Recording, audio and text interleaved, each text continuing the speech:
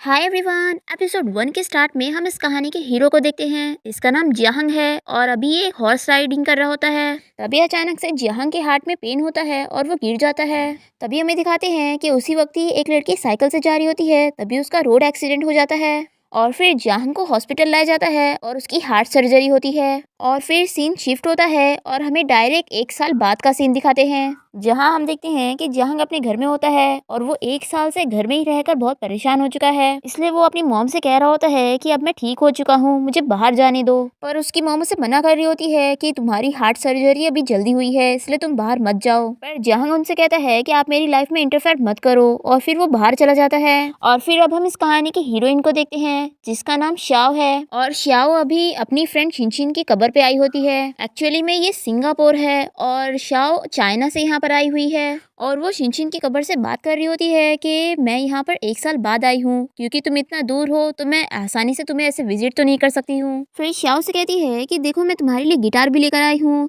और वो जैसे ही गिटार का बैग खोलती है तो देखती है कि गिटार की स्ट्रिंग टूटी होती है। ये देखकर श्याओ शॉक हो जाती है और कहती है कि शायद रास्ते में आते वक्त टूट गया होगा। शिनशिन तुम फिक्र मत करो, मैं अभी जल्दी से नई स्ट्रिंग लेकर आती हूँ। और दूसरी तरफ हम जहंग को देखते हैं जो कि एक शॉपिंग मॉल आया होता है और वो गिटार खरीद रहा होता है। तभी इतने में शिनशिन यहाँ पर पहुंच जाती है क्योंकि आसपास में यही एक शॉपिंग मॉल है। और शॉप के सामने जहंग के तीनों बॉडीगार्ड्स खड़े होते हैं।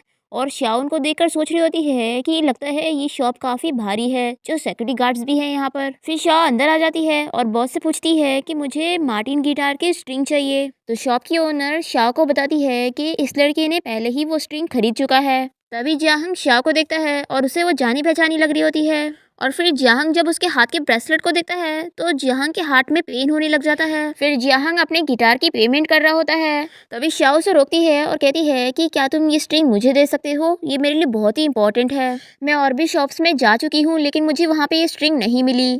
फिर जहंग कहता है कि मैं नहीं दूंगा और ये बोलकर वो अपना गिटार लेके जाने लगता है। तभी श्याओ उसे रोकती है और कहती है कि प्लीज मुझसे डबल पैसे ले लो लेकिन मुझे वो स्ट्रिंग दे दो। पर जहंग नहीं मानता और यहाँ से चला जाता है। फिर श्याओ बहुत ही सैड हो जाती है और वो टैक्सी में बैठ के यहाँ से जा रही होती है। और जहंग अपनी कार में बैठ के उसे देख रहा होता है और अपने ड्राइवर से कहता है कि टैक्सी का पीछा करो।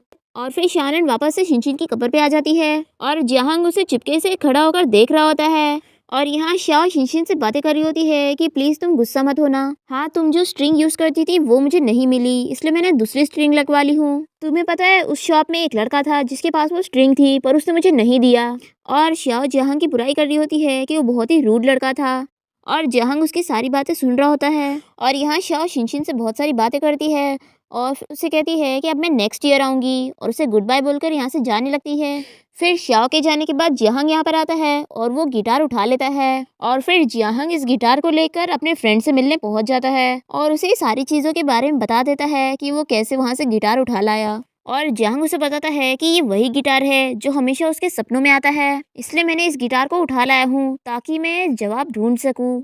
तो जहंग का फ्रेंड कहता है कि तुम क्या पता करना चाहते हो, तुम्हें तो गिटार बजाना भी नहीं आता है। तो जहंग इससे कहता है कि तुम नहीं समझोगे। फिर लीन इसे कहता है कि चलो मैंने तुम्हारे लिए एक सरप्राइज प्लान किया हूँ। और यहाँ श्याओ आज रात के लिए होटल में एक रूम ले लेती है और फिर जहंग भी उसी होटल में एक रूम लेता है क्योंकि वो तो अपने घर से भागा हुआ है, इसलिए वो आज एक होटल में रुक रहा है। फिर जहंग जैसे ही अपने रूम में जाता है तो वो देखता है कि वहाँ पर उसका फ्रेंड लीन पहले से ही होता है और लीन ने उसके लिए पार्टी प्लान किया होता है। फिर जहंग से कहता है कि मुझे फालतू पार्टी नहीं करनी है। तो लिनी से कहता है कि तुम अपनी हार्ट सर्जरी के बाद कितने बदल गए हो, देखो इतने टाइम बाद तुम अपने मॉम और बहन की सीसीटीवी नजरों से बाहर आए हो, तो क्यों ना थोड़ा एंजॉय करो, इसीलिए देखो मैंने तुम्हारे लिए पार्टी प्लान किया हूँ। तो जहांग इसकी बात मान जाता है और यहीं पर ही रुक जाता है। तभी हम देखते हैं कि उसी होटल के बाजू वाले रूम में ही श्याओ रुकी होती है और यहाँ पार्टी की वजह से बहुत ज़्यादा आवाज़ श्याओ के रूम तक जा रही होती है और वो बहुत ही परेशान हो जाती है। और फिर वो इन लोग के रूम पे आके नॉक करती है।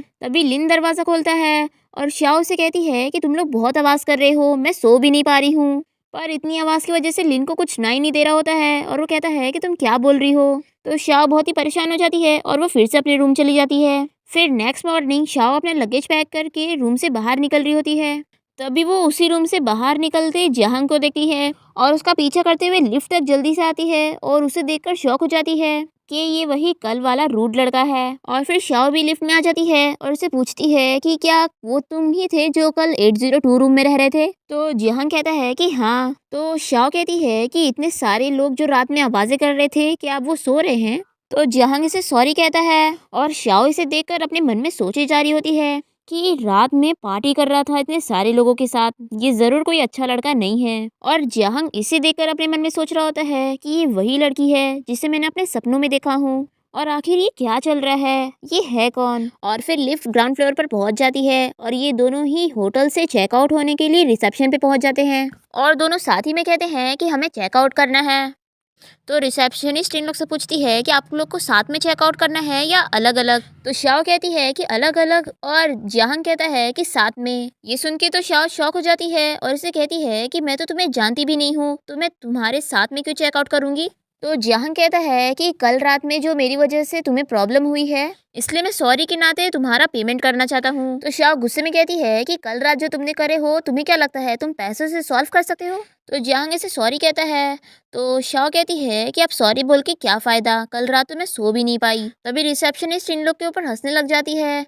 तो शाओ इसे कहती है कि तुम हंस क्यों रही हो, और उसे समझाने लगती है कि तुम गलत मत समझो, हम दोनों का ऐसा कुछ भी नहीं है। तभी जिहंग अपना कार्ड देते हुए कह रहा होता है कि हम साथ में पेमेंट करेंगे। तभी शाओ उसका कार्ड छीनने लग जाती है और कहती है कि तुम साथ में पेमेंट क्यों कर रहे हो। और फिर शाओ से गलती से जिहंग का कार्ड टूट जाता है और वो बहुत ही एम्बेरस हो जाती है और जल्दी से अपना कार्ड निकाल के रिसेप्शनिस्ट को देती है और कहती है कि हाँ, हम साथ में चेकआउट कर रहे हैं। तो जिहंग कहता है कि देखा ना, साथ में हमें करना ही पड़ा ना। तो शाओ इसे सॉरी कहती है। फिर ये दोनों ही बाहर आ जाते हैं और शाओ जिहंग से पैसे मांग रही होती है जो भी उसने कार्ड से पेमेंट कर दी है। तो जिहंग इसे कहता है कि मेरे पास अभी कैश नहीं है। फिर शाओ इसे कहती है कि तुम इतने बड़े हो गए हो और बाहर तुम बिना पैसे के घूमते हो। तो जिहंग कहता है कि नहीं, ये मेरा फर्स्ट टाइम है। फिर शाओ से पूछती है कि बताओ तुम मुझे पैसे कैसे दोगे। तो जिहंग कहता है कि एक काम करो, तुम मेरे साथ घर चलो, फिर मैं तुम्हें पैसे दे दूंगा। तो शाओ कहती है कि ऐसे कैसे मैं तुम्हारे घर चली जाऊंगी, तुमने कुछ करा तो मेरे साथ। फिर शाओ इसका फोन लेती है और अपनी वीचैट आईडी इसके मोबाइल में सेव कर देती है और कहती है कि घर पहुंचने के तुरंत ही बाद मुझे पैसे पे कर देना, नहीं तो मैं पुलिस को कॉल कर दूंगी।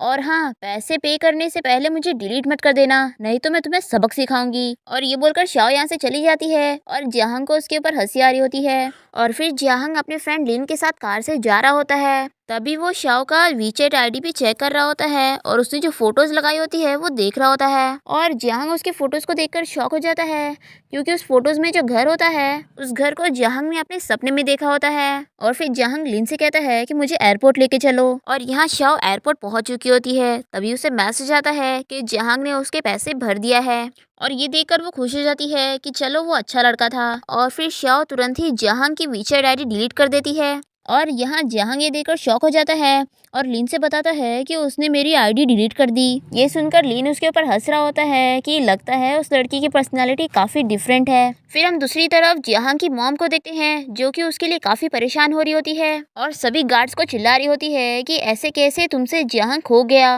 कल वो पूरी रात घर नहीं आया है और उसने मेडिसिन भी नहीं लिया है, बताओ अगर जिहंग को कुछ हो गया तो मैं क्या करूँगी। तभी असिस्टेंट जिहंग की मॉम को बताती है कि जिहंग अभी एयरपोर्ट पर है। फिर जिहंग की मॉम गार्ड्स को ऑर्डर देती है कि कैसे भी करके जिहंग को वापस लेकर आओ।